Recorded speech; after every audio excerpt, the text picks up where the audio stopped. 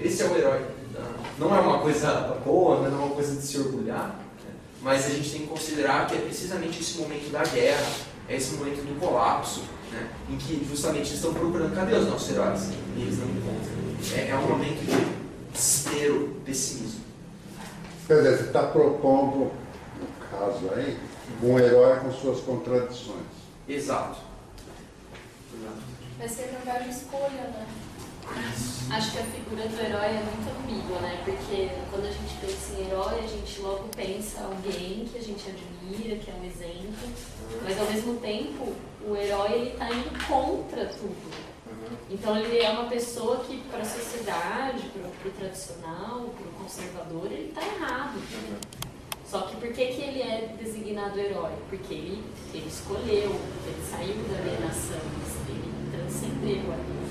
Né? Engraçado a gente pensar nessa figura de admiração e ao mesmo tempo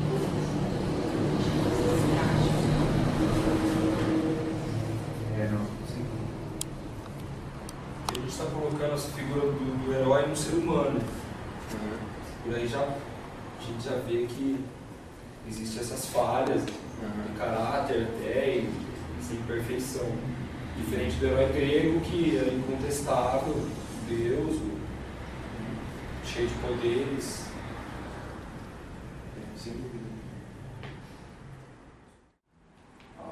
Na contemporaneidade, que as pessoas têm medo de ficar sozinhas.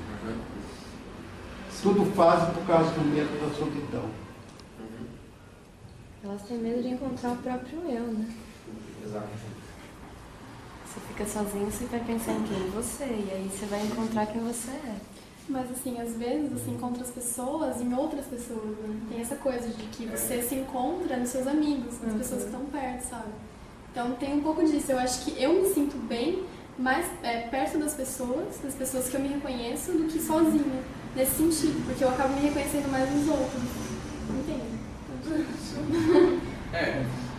Acho que esse movimento de pegar a teoria e trazer para o popular é um trabalho de quem trabalha com teatro, de conseguir ver ali no palpável, na população, fazer um link com a teoria e representar. Falar, olha só, como é que isso se deduz, trabalho para vocês, né? Aliás, para todos nós, de pensar isso. É uma grande saída da universidade você estar aqui, propondo essa abrir para um grupo de teatro. Eu agradeço bastante o conselho, acho que é uma coisa que eu sempre me vejo às voltas com isso também, né? Porque como tendo o ofício de professor e tendo essa formação acadêmica, né, a gente fica ligado a essa coisa da exposição racional, né, trazer o conceito. Então, meu objetivo aqui era trazer o conceito, né, trazer para os artistas trabalharem, né, e fazer a gente se deleitar e vivenciar mas eu acho que é um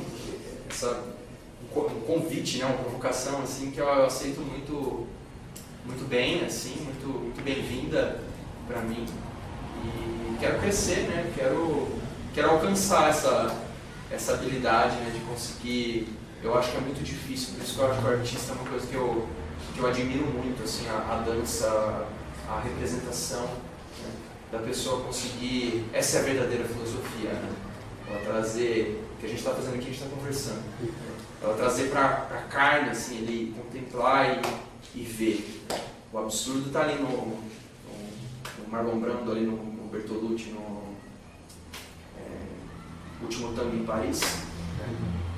Aquela hora dele, a sogra dele chamar um padre para velar pela esposa, né, que se suicidou. Tem muito de Camus aí, né? Não vai, dá um desespero nele, assim, aquilo é um absurdo, né? Aquela gritaria e tá ali, assim, você está vendo, né? Então, assim, para mim esse é o grande desafio, assim, mas vou pensar bastante a respeito disso que você me falou.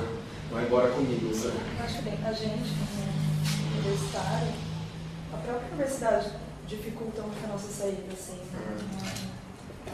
A gente fica meio perdido. Como sair? Como levar isso para fora?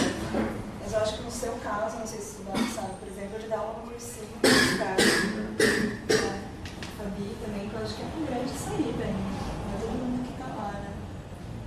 Eu tenho um professor que falou uma coisa assim pra gente, que na academia as coisas são mais, assim, os professores vão ajudar a gente a conseguir seguir caminhos dentro da academia, com trabalho, pesquisa, dar aula, coisas desse tipo. Agora fora, como estavam falando de trabalho em ONG, por exemplo, você tem que buscar sozinho, você vai ter que ralar lá fora, porque aqui dentro não vai ter ninguém que vai te ajudar a trabalhar lá fora, entende? Claro. Então eu acho que é isso, porque a luta é muito maior fora da universidade do que dentro. Então, tipo, é até mais difícil. O pai estava falando disso, que ele que ele acabou de se formar para dar aula, né, em matemática, e agora está muito difícil de conseguir dar aula, tipo, sair da universidade, porque a gente acha que se formando a gente vai ter tudo pronto pra gente, sabe? As coisas vão estar muito fáceis, e não é bem assim que acontece, né? As coisas são muito mais difíceis até. Então tem essa coisa. E eu queria falar uma outra coisa agora, que é assim, que tem a ver com a tragédia. Porque a Antígona é uma tragédia que a gente estudou bastante ano passado, e ela fala muito sobre o destino da heroína e tal. E ela sabia desde o começo que ela ia acompanhar o pai até a morte dele. E isso numa outra peça, como que é? Edme Colono.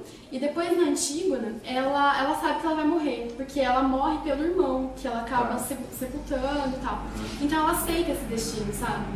Então existe uma diferença bem grande entre o Édipo, que foge do destino, e ela que tem consciência, sabe? Então é bem essa coisa dela aceitar o absurdo. E agora você falando, eu pensei, putz, olha a diferença entre uma tragédia e outra, e a noção de absurdo que cada personagem conseguiu ter, assim, por exemplo. A Antígona ela teve uma noção tão grande de absurdo que ela acabou se tornando uma heroína. Ela é muito mais heróica do que o Édipo nesse sentido. Tanto que a gente começou a estudar heróis por causa disso, por causa da Antígona que se tornou heroína morrendo e sabendo que ia morrer pelo irmão. Sabe? Então acho que o herói, ele nasce dessa consciência de absurdo. Então acho que tem muito a ver com o que você falou, a nossa questão de heroísmo, a nossa questão de buscar esse heroísmo. Porque tá muito na consciência que a gente cria, sabe? Não sei, eu fiz isso. Não, eu acho que você falou tudo. Eu acho que é isso mesmo. Eu fiquei pensando, nossa, tem muito a ver. Concordo, acho que esse raciocínio é bem. E também porque a gente está estudando heróis clichês, os heróis de capa, sabe? Os quadrinhos. E os heróis de plástico são construídos pra a gente melhorar as coisas no mundo, no caso, são isso, assim. Mas não sei se a gente tem noção de que... Por que a gente tá melhorando se não vale a pena a gente tá vivendo, sabe? Sim, é. Por quê? Por que Então, que a você gente... vê como a questão do sentido é mais fundamental, né? Sempre a primeira, né? Vamos mudar o mundo sem o seu sentido, né? O sentido vem em primeiro plano. E que é muito mais forte na Antígona do que no herói de plástico. De capa. Sem dúvida. É que o herói de plástico ele vem sempre carregado, ele vem impregnado de uma moral. Né? Ele sempre tem uma proposta, ele defende já alguma coisa, assim. Tem uma ideia de justiça, né? Já. E o herói grego não. O herói grego ele tem um destino e ele tem que lidar com isso. Inclusive os deuses eles puniam os que tentavam exceder todos que tentavam exceder a medida, eles puniam. Eles tinham uma deusa, acho que era Nêmesis. Qualquer um que escapasse a medida, ela ia lá e pá. Exemplo do próprio Aquiles, né? Que entra em briga com Agamemnon lá, decide ir embora e é punido. Como? O primo e a amante é assassinado no campo de batalha. Ele fugiu ele escapou do que ele deveria ter feito, que era ficar lá com o primo. Então, mas eu acho que é por aí mesmo. Eu tava pensando aqui, como que você falou que ele ligado à natureza, e aí você aproveitar a sua vida, aquela coisa de viver o agora, não viver pro amanhã, não pensar na casa que você vai comprar e viver cada dia. Mas a gente está tão inserido nessa sociedade, como que a gente pode tentar viver de uma forma diferente, sabe? É meio impossível, na verdade, você viver de uma forma diferente. Que se você não está nessa rotina, você não sobrevive. Que não tem como você sobreviver a esse... você é um deslocado, né? É meio que pensar que o ser humano precisa de um propósito para viver, que é aquela questão da razão. Então você precisa ter no que se apoiar para falar, nossa, eu preciso disso para continuar o meu dia a dia, assim, continuar para eu ter o porquê de viver o dia de amanhã. Um foco. Na verdade, as pessoas precisam de sem querendo ou não querendo, precisam de transcendência. Então, mas essa situação, acho que não é muito o que você vive, mas a forma como você vive, né? O seu cotidiano, a sua rotina. quando você aceita, não sei, o Gabriel pode explicar mais depois, quando você aceita essa questão do absurdo, ela passa a ser, então, essa transcendência. Isso é uma coisa até que eu ia perguntar sobre essa noção do absurdo, justamente por não ser uma questão meramente uma construção social, e por ela se dar tanto para você que viveu a sua vida, quanto para o Camus que viveu a vida dele pobre, quanto para cada um, quando você se deixa refletir, ela parece um espelho assim na sua frente. Então, isso prova que ela não é só uma construção social, ela é algo de absoluto, não sei se seria até metafísico mesmo. Eu queria que você falasse mais sobre essa noção metafísica, inclusive o texto que a gente leu ontem, do Boêmio, ele mostra Deus como sendo um nada que busca por si mesmo que não é nada. E nós, a imagem dele, somos um vazio que a busca de vazio, seria a imagem do absurdo. É interessante que, por exemplo, isso que ele falou o importante não é o que fazer, mas como, né? A importância para Camus é sempre a consciência. Então, o que ele fala é a consciência lúcida. A consciência lúcida é a consciência de estar aqui, estou fazendo, não estou simplesmente tocando. Né? Então, isso já muda. Isso já muda porque é o próprio tipo de experiência diferente que você vai buscar. Né? Você vive assim, sonolento, embriagado, né? Levando, você vai fazer determinadas escolhas. A partir do momento que você toma consciência da realidade absurda, sua perspectiva muda. A não ser que você deseje voltar, continuar do mesmo jeito. Mas realmente, a gente está refém. Né, Só que, aí tentando encaixar com o que você falou também, é interessante que sempre perguntaram para o Camus se ele acreditava em Deus. Né? Era uma coisa que estava explícita na obra dele, não, né? Só que no final da vida ele falou assim, olha, o que posso fazer? Não acredito em Deus, mas reconheço o sagrado. Então, assim, e onde ele reconhece o sagrado? Ele reconhece o sagrado no mundo. O sagrado está no mar, está no sol, está no mundo material. Então, isso guarda um pouco de místico. Não sei se é para esse caminho que você estava levando lá. Não sei se mas eu no sentido mais também.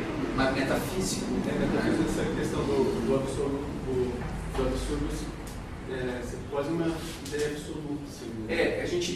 Mas a gente não pode chamar ela de assim, tentando responder na perspectiva do Camus. Talvez a gente possa refletir mais sobre isso. Mas não poderia ser um ato absoluto, porque ele parte da negação do absoluto. Lembra, ele já nega a ideia de amor, a ideia de valor, para ele só há o concreto. Supor qualquer coisa de absoluto, aí já é transcender, né, rumo ao metafísico, e para ele existe uma negação disso, não é possível estabelecer. Né? O absurdo não seria um valor absoluto, seria uma constatação concreta, experiencial, mundana, diretamente ligada ao sensível. Eu tenho certeza que o Camus recusaria qualquer forma de tentativa de transformar isso num valor absoluto, mas sem dúvida faz a gente pensar. Assim, muitos cristãos, olha que interessante, foram beber na filosofia dele, né, normalmente os cristãos detestam Sartre, né, e adoram o Camus. E os comunistas amam o Sartre, né, e detestam o Camus.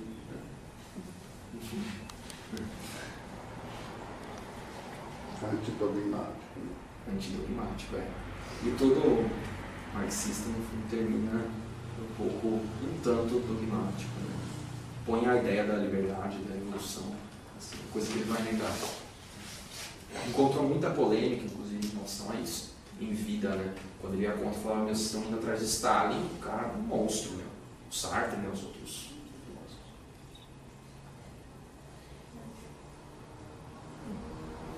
Mais algum?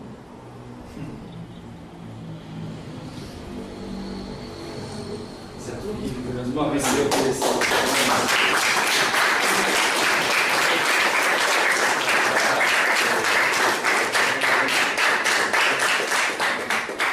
Já queria